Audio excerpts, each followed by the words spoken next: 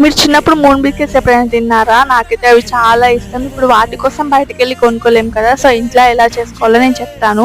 Taste అయితే చాలా చాలా చాలా బాగుంటుంది. మీరు కూడా ఒకసారి ట్రై చేయండి. ఫస్ట్ అయితే గోధుమ పిండి ఇంకా మైదా పిండి రెండు కలిసి మంచిగా మిక్స్ చేసుకొని అందులోనే కొంచెం షుగర్ పౌడర్ వేసుకోవాలి.